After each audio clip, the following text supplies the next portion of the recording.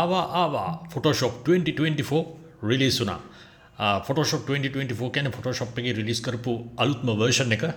ඉතින් ෆොටෝෂොප් 2024 එකත් එක්ක අපිට කරන්න පුළුවන් ලස්සන වැඩ දෙක තුනක්ම අලුතෙන් හම්බෙලා තියෙනවා. ඉතින් මේවායින් සමහර දේවල් ගොඩක් වෙලාවට බීටා එකක් හැටියට කාලයක් තිස්සේ ටෙස්ට් කරලා මේජර් අප්ඩේට් එකක් හැටියට තමයි මේ 2024 එක රිලීස් කරලා තියෙන්නේ. අද වීඩියෝ එකෙන් අපි බලමු ෆොටෝෂොප් 2024 එකත් එක්ක අපිට ලැබිලා තියෙන අලුත් ෆීචර්ස් මොනවාද කියලා.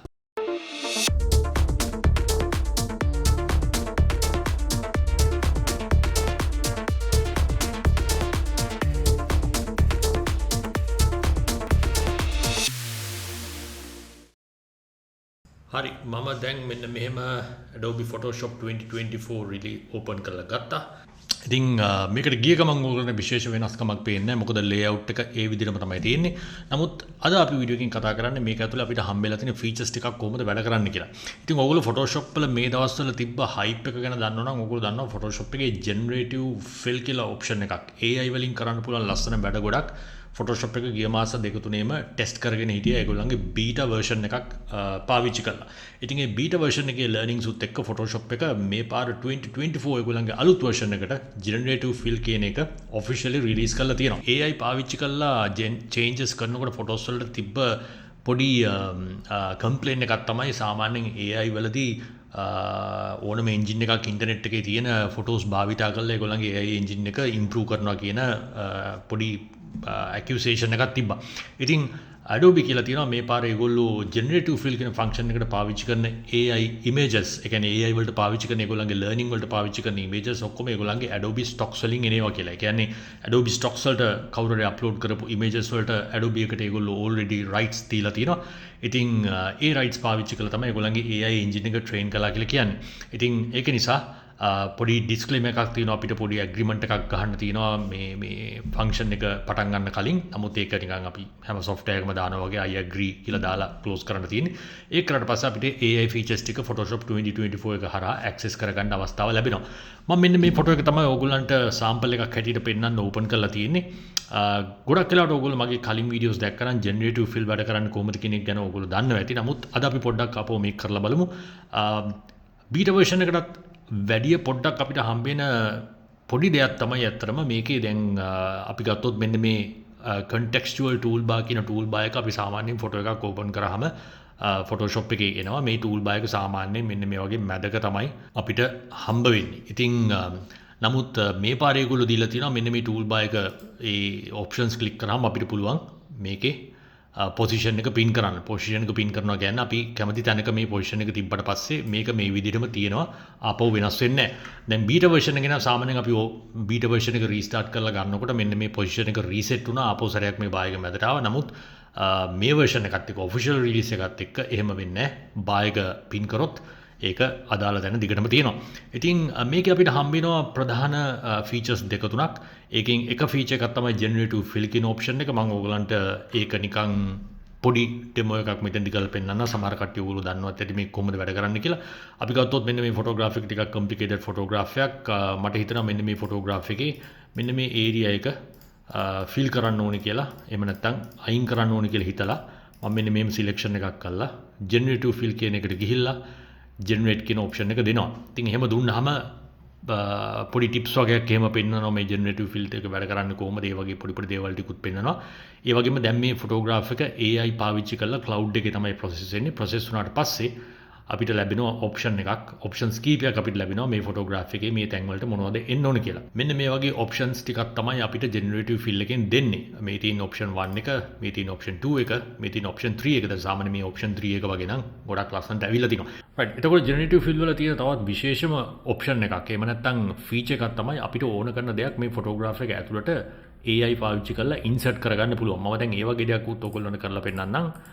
අපි මෙන්න මේ area එක pick කරලා අපි මෙතනට දෙමු generative fill වලට ගිහිල්ලා motor bike කියලා දෙමු. right, motor bike කියලා දීලා generate කියලා දැම්මහම Photoshop එක කරන්නේ AI පාවිච්චි කරලා cloud එකේ තියෙන storages refer කරලා මේක online process කරලා අපිට motor bikes වල options ටිකක් Photoshop එකෙන් අපිට දෙන්න ඕනේ. අපි ඒකත් බලමු.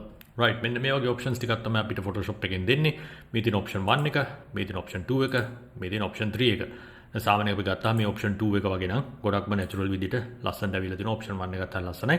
ඉතින් මෙන්න මේ විදිහට අපිට photography එක තියෙන area එකකට අලුත් දෙයක් add කරගන්න පුළුවන්. එහෙමත් නැත්නම් photography එක තියෙන area එකක් සම්පූර්ණයෙන්ම වගේ fill කරගන්න පුළුවන් AI පාවිච්චි කරලා generative fill කියන option එක පාවිච්චි කරලා. ඉතින් මෙන්න මේ විදිහට තමයි මේ photography එකට තිබ්බ area එකක් සම්පූර්ණයෙන්ම replace කරලා ඒක උඩට මම අලුත් object එකක් insert කරේ. ඉතින් generative fill වල තියෙන ප්‍රධාන functions ටිකක් තමයි මේක. ඉතින් මේක දැන් officially Photoshop 2024 එකට අපිට හම්බෙලා තියෙනවා. ඉතින් මේ ටික අපි දැනට off කරලා මේ generative fill එකේ තියෙන තවත් function එකක් අපි බලමු. අපිට හම්බ වෙනවා select subject කියලා function එකක් හම්බ වෙනවා. මේ select subject function එකට ගියාම ඇත්තටම මොකද්ද වෙන්නේ? මේ photography එකේ තියෙන main subjects ටික select කරන එක තමයි සිද්ධ වෙන්නේ. මෙන්න මේ විදිහට click කරාම main functions ටික select වෙනවා. හැබැයි අපිට පේනවා සමහර වෙලාවට main functions subjects ටික හරියට pick කරගෙන නැති වෙලාවල් අපිට පේනවා. දැන් ඒ වගේ වෙලාවකදී අපිට පුළුවන් generative fill එකේ අපිට දීලා තියෙනවා masking option එකක්. ඒ masking option එකට ගිහිල්ලා ඒ masking option එක click කරාට පස්සේ beta එකේ මේ option එක ඇත්තටම අපිට තිබුණේ නැහැ. beta option එකේ මේ masking මෙච්චර options අපිට හම්බුන්නේ නැහැ. නමුත් මේ වෙනකොට අපිට masking area එකට අලුත් දෙයක් add කරගන්න හරි තියෙන දෙයක් අයින් කරන්න හරි පුළුවන්. ඒ කියන්නේ අලුත් දෙයක් add කරනවා කියන්නේ අපිට මේ masking කරපු area එකට හරියට selection එකක් වෙලා නැත්නම් අපිට පුළුවන් මෙන්න මේ විදිහට අලුතෙන් area එක add කරගන්න. right? ඒ වගේම මෙන්න මේ area එකත් අපිට add කරගන්න පුළුවන්. මම මේ උදාහරණයකට ඕගොල්ලන්ට කරලා පෙන්නන්නේ quickly. right? මෙන්න මේ වගේ add කරගන්න පුළුවන්. එතකොට ඒ වගේම අපිට හදිස්සි හරි area එකක් අපිට අවශ්‍ය නැති area එකක් පික් වුණොත් අපිට පුළුවන් subtract from mask කියන option එකට ගිහිල්ලා මේ option එකට ගිහිල්ලා අපිට මේ area එක අයින් කරගන්න පුළුවන් මෙන්න මෙහෙම. right? එතකොට අන්න ඒ වගේ options ටිකුත් අපිට හම්බෙලා තියෙනවා මේ පාර 2024 Photoshop එකත් එක්ක. ඉතින් masking වලට මේ හම්බෙලා තියෙන options වගේම select subject කියන හම්බෙලා තියෙන options ටිකත් ඉතාමත්ම වැදගත් අපිට photo editing වලදී. ඉතින් generative fill එකත් එක්ක මේ contextual toolbar එකත් එක්ක තමයි මේ options අපිට හම්බෙන්නේ. ඒ වගේම අපිට තවත් මේ generative fill එකත් එක්ක හම්බෙන විශේෂම feature එකක් තමයි generative expand කියන option එක. ඒකෙදි කරන්නේ photograph එකක් තියෙනවට වැඩිය ඒකේ වර්ගඵලය වෙනස් කරලා වැඩි කරලා ඒකට තව area එකක් add කරගන්න එක. ඒකත් අපිට බලන්න පුළුවන් කොහොමද කරන්නේ කියලා. මේක අපිට කරන්න හරි ලේසි.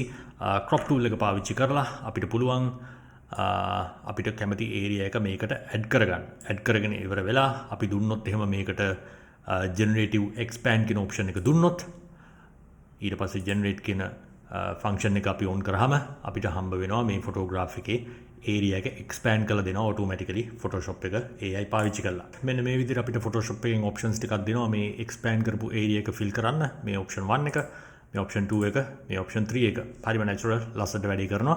ඉතින් generative fill එකත් එක්ක අපිට මේ වගේ options ගොඩක් හම්බ වෙනවා. ඒ කියන්නේ generative fill කරන්න, එහෙම නැත්නම් select subject කරන්න, ඒ වගේම මොන හරි object එකක් insert කරන්න, ඒ වගේම generative expand වගේ options ටිකක් අපිට හම්බෙලා තියෙනවා. ඉතින් මේක තමයි අපිට 2024 Photoshop එකත් එක්ක හම්බෙන මේජම upgrade එක, මේජම tool එක. ඊට අමතරව තවත් ලස්සන tool එකක් අපිට හම්බෙලා තිනවා Photoshop 2024 එකත් එක්ක. ඒක තමයි erase tool කියන tool එක. ඒක අලුත් tool එකක්. ඒ tool එක වැඩ කරන හැටිත් මම මේ photograph එක පාවිච්චි කරලාම ඔයගලන්ට පෙන්නන්නම්. මේ තමයි original photograph එක මම edit කරගෙන හිටපු. මම ඉතින් කලින් කරපු settings ඔක්කොම reset කරා. ඔයගලන්ට remove tool එක පෙන්වන්න ඕන නිසා අපිට remove tool එක හම්බ වෙනවා මෙන්න මෙතන අපේ sidebar එකේ අපිට තියෙන extra tools set එකේ remove tool එක මේ වෙනකොට add වෙලා තියෙනවා පල්ලෙහා. ඉතින් මේකෙදි අපිට ඇත්තටම brush කරලා මොනවා හරි item එකක් remove කරගන්න පුළුවන් හරියට brush tool එක පාවිච්චි කරනවා වගේ. අපි එකක් දෙකක් කරලා බලමු. මෙන්න මේ විදිහට remove tool එක පාවිච්චි කරලා අපිට පුළුවන් මෙන්න මේ area එක brush කරලා මේ tool එකෙන් directly වයින් කරලා දාන්න පුළුවන්. අපි තව ටිකක් complicated දෙයක් කරලා බලමු. මේ පුද්ගලයාව අපි erase කරලා බලමු. පුළුවන්ද කියලා අපිට මේ photograph එකෙන් immediately right මෙන්න මේ විදිහට erase වුණා. මෙන්න මේ area එකත් අපිට erase කරන්න පුළුවන්. තවත් ඕගලන්ට පේනවා ඇති මේ photograph එකේ පොඩි distraction එකක් තියෙනවා. මේ තුන් දෙනෙක් ඇවිදගෙන ඉන්න තැන overlapping image element එකක් තියෙනවා. මට පුළුවන් මෙන්න මේ වගේ මේ element එකත් අයින් කරලා දාන්න. right අන්න එහෙම. තව පොඩ්ඩක් fine tune කරමු.